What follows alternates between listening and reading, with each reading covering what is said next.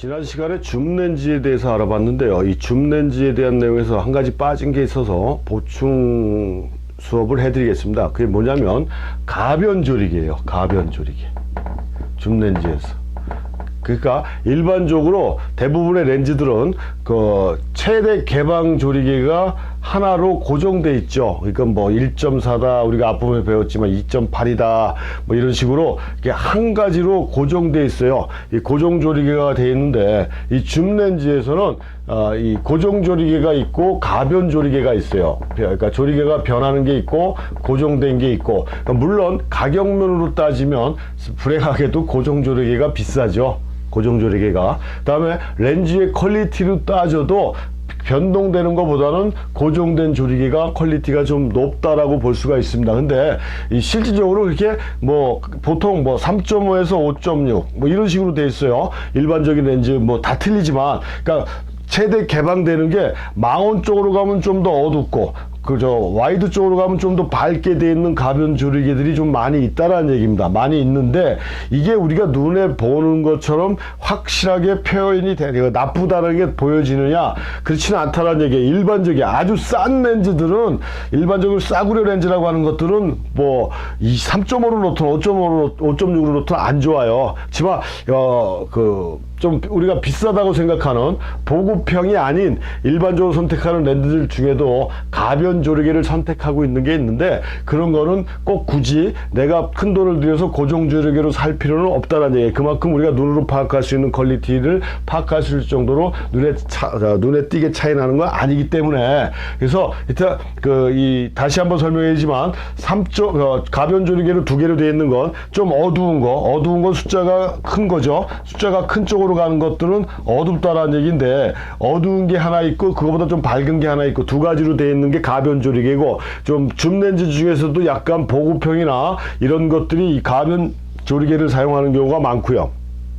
고정 조리개를 사용하는 렌즈들은 좀 더 비싼 고급형 렌즈들이 좀 많다라는 얘기인데, 같은 급, 이건 이제 초보자들이 판단하기 굉장히 힘들지만, 같은 A급이라고 했을 때 고정 조리개하고 변동 조리개하고의 퀄리티의 차이는 우리 눈으로 파악할 수가 없기 때문에, 내가 어떤 용도로 사진을 찍을 것이냐, 꼭 밝은 렌즈가 필요한 것이다 라고 했을 때는 뭐 밝게 나와 있는 고정 조리개의 줌 렌즈를 사용하면 되겠지만, 그렇지 않은 경우에는 변동 조리개로 되어 있는 것도 크게 지장은 없다라는 얘기입니다. 크게 지장은 없다. 그래서 이렇게 줌 렌즈에는 고정 조리개가 있고 변동 조리개, 그러니까 이 조리개라는 게 유효 구경이라고 그랬지 않습니까? 렌즈가 이렇게 있고 실질적으로 완전히 개방되는 요게 유효 구경인데, 유효 구경이 크다라고 하는 건 조리개 값이 작아진다, 뭐 이렇게 2나 2.8 이런 식으로 작은 숫자로 내려오는 거예요. 요게 그래야 렌즈를 통해서 들어오는 빛이 많이 들어오고 밝게 본다라는 얘기잖아요. 그러니까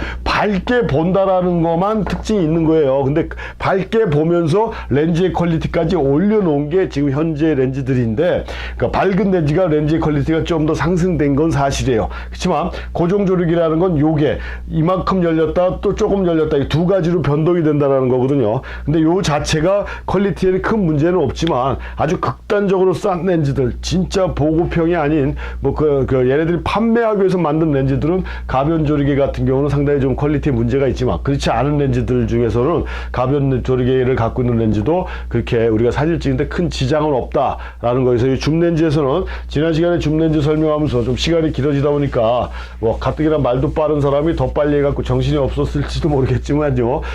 이참에 다시 한번 정리해드리면, 줌 렌즈는 편리성 면에서는 좋다. 그 다음에 과거에 비해서 많이 기술적으로 개선이 돼서 퀄리티도 상당히 상승이 된 상태다 라는 거를 알고 계시면 되지만, 줌렌즈가 갖고 있는 가장 큰 단점은 사진의 시각적인 완성도를 떨어뜨려 줘 버린다. 그래서 늘 카메라 파인더를 들여다보지 않으면 내가 대상을 파악할 수 있는 프레임이 보이지 않는다. 그렇지만 단거리 단초점 렌즈를 사용하다 보면 어떤 렌즈든지 간에 파인더를 보지 않더라도 어느 시간 지나고 그 렌즈를 사용하는 시간이 횟수가 길어지면 길어질수록 그냥 일반적인 눈으로도 내가 찍고자 하는 프레임을 파악할 수가 있다. 그래서 시각적인 완성도를 높여주는 게 단초점 렌즈를 말하는 거고, 줌렌즈는 그런 면에서 상당히 장애를 초래시켜주는 그런 것이다. 그래서 줌렌즈가 사진을 처음 배우시는 분들한테는 안 좋다라고 제가 강조를 해드린 거고,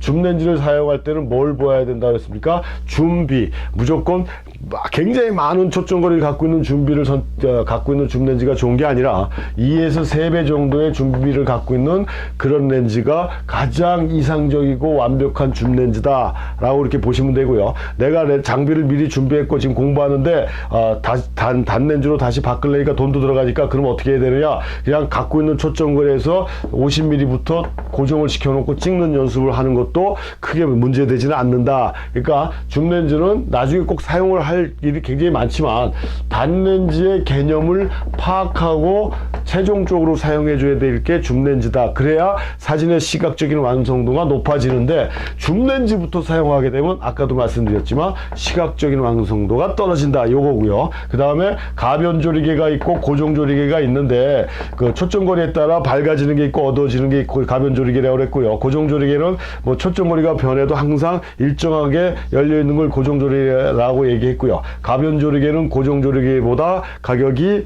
싸고 고정조리개는 좀 비싸지만 실질적으로 비슷한 수준의 렌즈에서는 가변조리개가 갖고 있다라고 해서 렌즈의 퀄리티가 떨어지는 건 아니다. 그러니까 뭐 기술적으로 우리가 정밀한 테스트를 해보면 몰라도 육안으로 판단하기 힘들 정도이기 때문에 굳이 그 비싼 돈 들여서 고정조리개를 선택할 필요는 없다라는 것을 말씀드리면서 이번 강의를 마치겠습니다.